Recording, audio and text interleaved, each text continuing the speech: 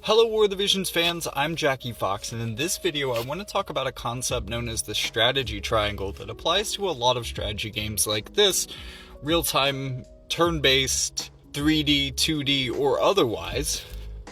There are, generally speaking, three different types of strategies that tend to win out in these games. It's not saying that your team necessarily has to have one of these strategies, but all things being considered, it tends to be a little bit better to understand these concepts and specialize towards at least one of them.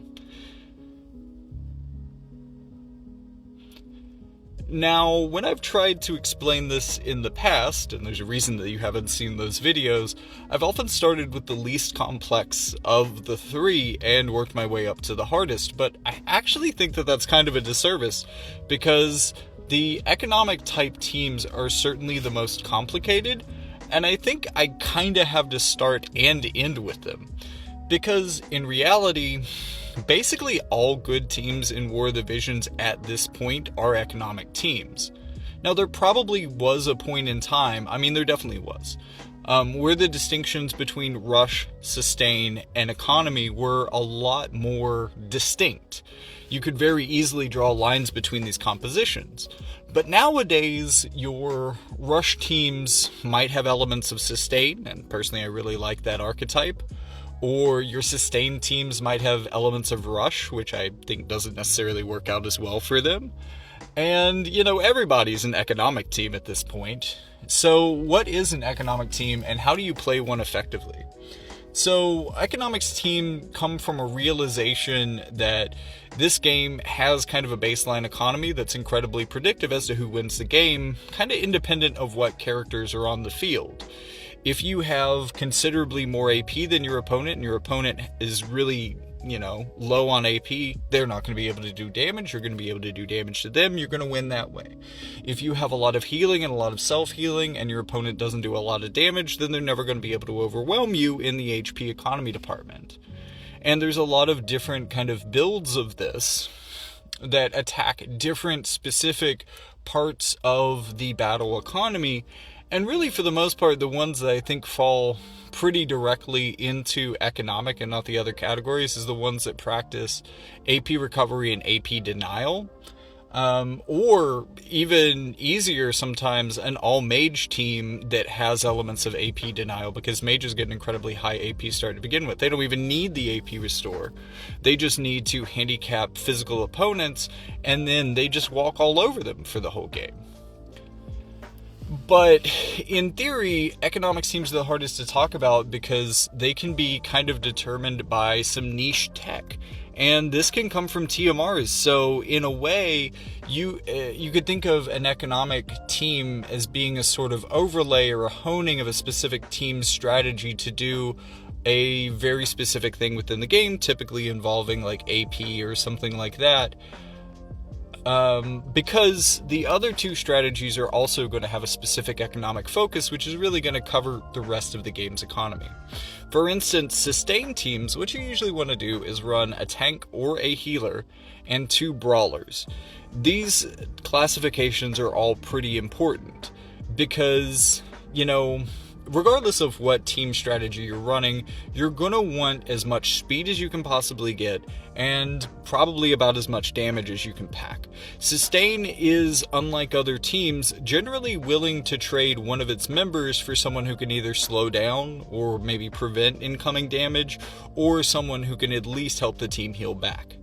But you don't want to go for glass cannon units with this for your 2 DPS. You want brawlers. You want people who are able to both endure, but also maybe people at this point in the game who can independently heal themselves as well, typically being able to heal themselves through attacking. So HP drain strategies can be really important for the offense here because it allows you to maximize your offense while also getting a defensive benefit out of it.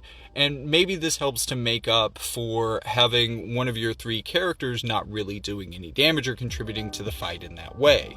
Because really this team wants to be able to play into the long game and wants to be able to overwhelm its opponents.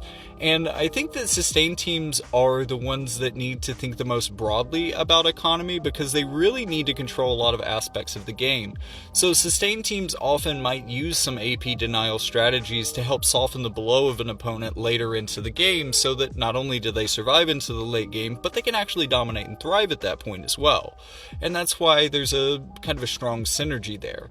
Now, how do you beat a team like this? Well, it might seem like rush teams would be really bad at doing this because they're not made to stay into the late game. If you can drag a rush team into the late game, in most cases, you've got it beat pretty easily. But the thing about sustain teams, because they only have two offensive characters that are usually running up front, especially if you're running the healer composition, then if one of those characters goes down, if they get wombo comboed and one of them bites the dust, especially since, the most common healer for this type of team right now is Lucielle, and she doesn't have any way of bringing someone back to life. If you can take down one of their characters, they suffer such a huge tempo loss that often it can be really hard to sustain through this point and actually win the game and close it out, because you've lost half of your damage. You were already down one character as far as damage goes to begin with. Now you're down two, and you're already kind of at a disadvantage here, and you're going to have to make the most of fighting through that disadvantage in the early game. That's what can be really tough, and that's the weakest part of the game plan, I think, for a lot of sustained teams. If you can really hit them hard early in the game, you've got this. So sustained teams are thinking really hard about their HP economy, both in being able to do the required amount of damage to swing the tempo and start to be able to chip down stronger teams, but also enough recovery and enough durability and effective HP that they can survive some pretty big combos and keep swinging into the late game. Because the prioritization of economy for rush teams is basically the opposite of this. You don't really care about your durability that much. Again, it's nice to have certain sustain elements fit into a rush team, but typically, unless you have the right characters, you have to dilute your strategy in order to accomplish this. We've been, at least Earth has been kind of gifted in a team with a lot of self-healing and a lot of evasion potential at the same time. I really think that this is one of the more sustainable rush teams. It's really nice for that, in that respect. But a lot of rush teams are going to want to maximize their agility first. They're also going to maximize their attacking power, whatever that is. They also might want to maximize evasiveness. Evasion teams can be pretty good into rush strategies. Maybe even their mobility, so having extra movement can be helpful, getting in range to do damage before your opponents are completely done setting up and expecting you to be there. Also, long-range teams can function this way as well. For evasive or long-range teams, you really want to run a stabilizing unit, and I think most rush teams want to run a stabilizer. What I mean by that is essentially the same type of brawler that you would run two of on a sustained team. You need to have at least one of those on a rush team, because relatively speaking, they're going to be your tanky boy.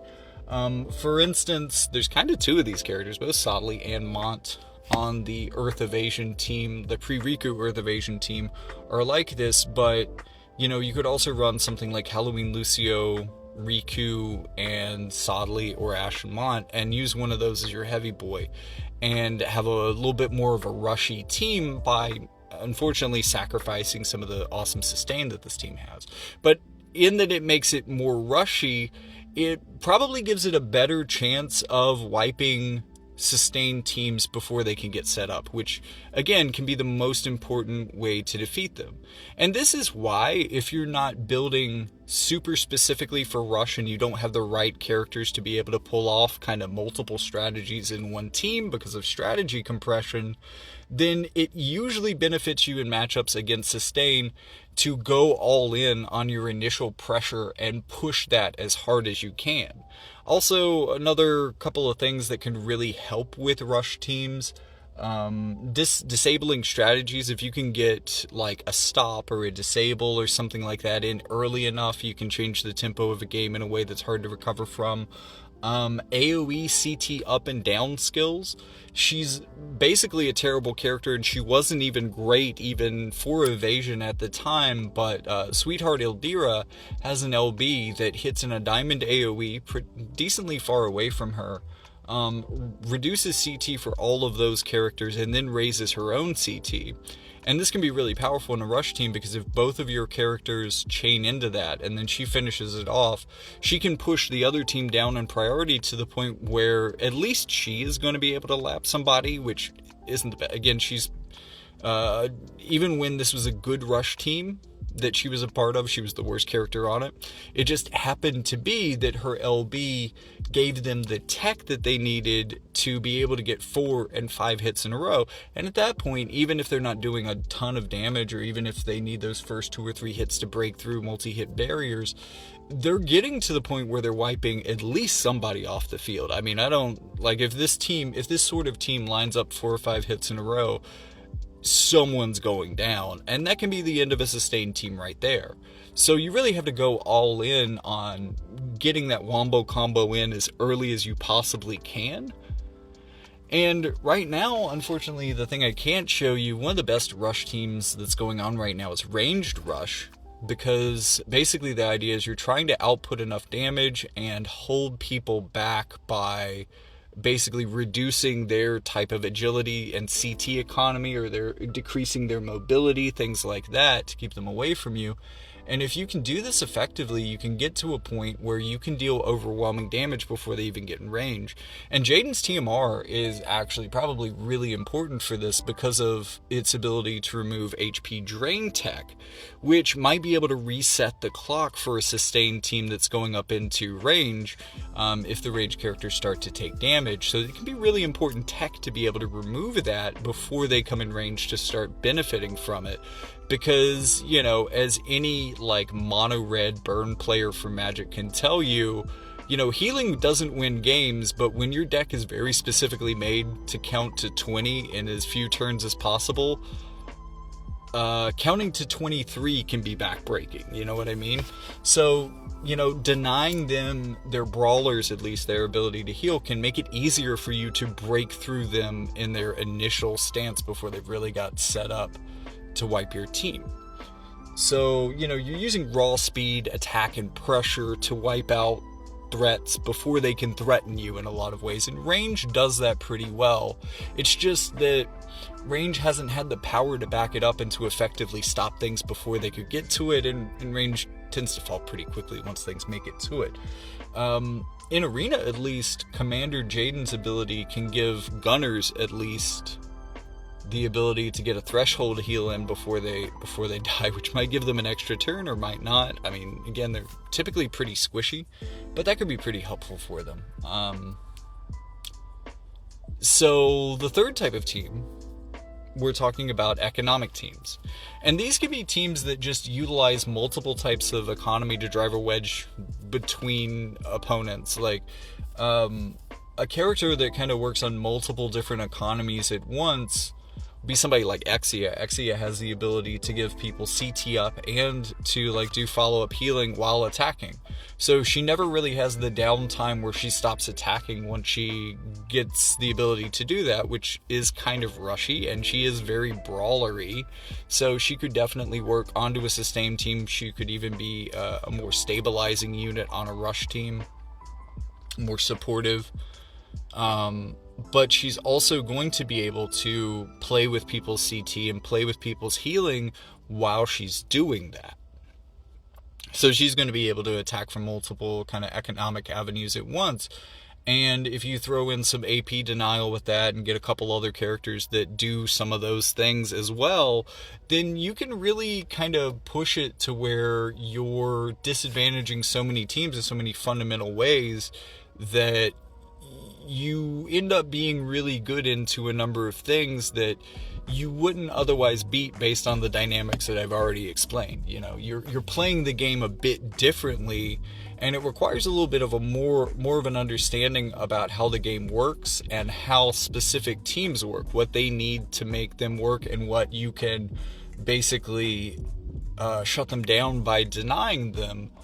And again, this is probably the more technical and the more maybe like control oriented type of strategy. You're really, you know, you're kind of pushing efficiency, and you're really trying to handicap your opponent while putting yourself in a good place to overwhelm them. So this can be kind of difficult, but as I said before, I think really any team could be an economic team with the right kit and setup.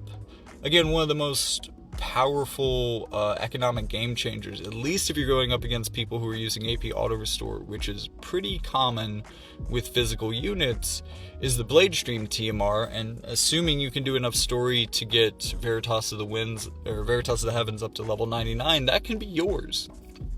There's really not a barrier for entry for playing at least a basic level of AP denial team with the Blade Stream, and that's long been a strong strategy, at least against the teams that it lines up well into. There's some teams that basically want you to waste a turn using the Blade Stream buff, so it really does require a little bit more of a technical understanding of the meta. But the thing that's cool about that is that you can take a team that naturally leans towards sustain, or a team that naturally leads towards rush, or a team that may even do both, and by making a few specific choices with their TMR and adding some specific things to their capabilities, and already maybe playing up on strengths that they already have that work towards certain economic avenues, you can kind of layer an economic strategy on top of a rush team, or on top of a sustained team as well. And really kind of that's where we are. You know, all three of these strategies, like I said, used to be more distinct and individuated things. And because of, you know, strategy compression, strategy creep, more characters being able to do more things even with just one ability, there's a lot of overlap. And that overlap can lead to a certain level of strategic diversity, even amongst similar units, to where switching out a few pieces of equipment and maybe one character can change the dynamics of the way a team plays entirely. And the more you understand about the way that battle economics influence the game, the better you'll be able to layer maybe even all three of these strategies with the right teams and really create an effective and versatile team setup that can work. Like, you know, blind PvP can be really hard. Things like class match and stuff, because you never know exactly what you're going to go up against.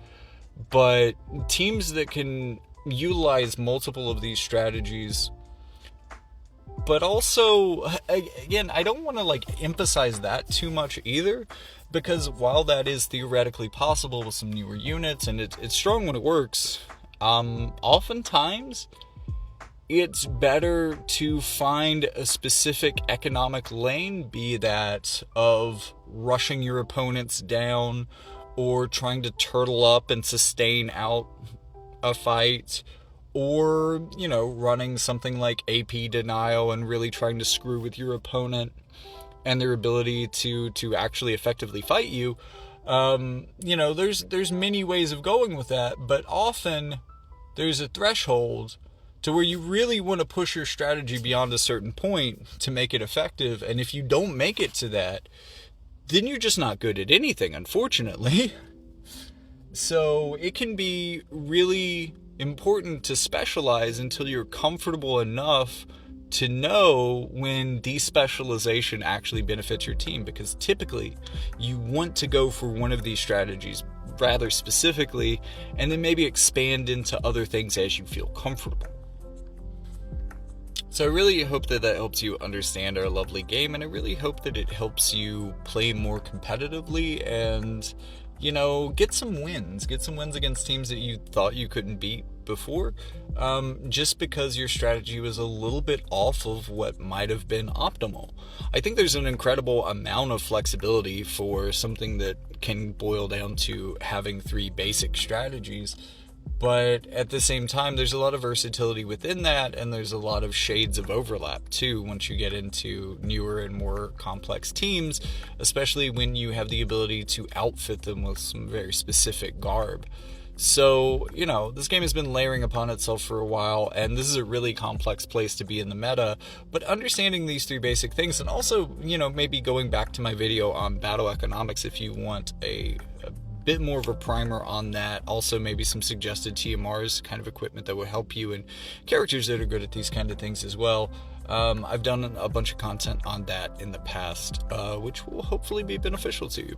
So with all that being said, remember to like and subscribe. Also ring that bell so that I don't say something silly or YouTube doesn't admonish me for saying the word gunner or something silly like that, missile units.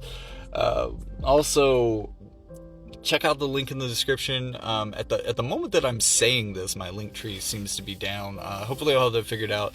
But otherwise, you can go to Patreon or Ko-fi, look for Jackie Fox, or look for my fiction on Amazon, also under Jackie Fox. Those are all great ways to support the channel. I also have a podcast on Spotify called Politically Non-Binary. All sorts of other ways that you can interact with me all over the internet. There's a Discord as well, which I post some bonus content on if you're not satisfied just with subscribing and liking, and you want to see even my extra ideas and thoughts on things when even I feel long-winded, then you can definitely check out my Discord and find some people to talk to there as well about the game. But just in general, man, 5th anniversary has been so blessed in how much they just said, let's make this game suddenly aggressively free-to-play friendly, or let's catch people up like crazy. I love it. It's really given me a lot of fun things to play with, and if anything right now, I think the thing that's been hitting me the most is decision paralysis. I have too many good new units that I'm not super familiar with to play around with. What do I do first? But if you're feeling the same type of decision paralysis, then hopefully this video has helped you narrow down some of those selections and given you some ideas of what a cool team for you might be. But yeah, we've got the best toolbox ever, basically, if you've been playing over the last month. So build something exciting, and I'll see you in PvP.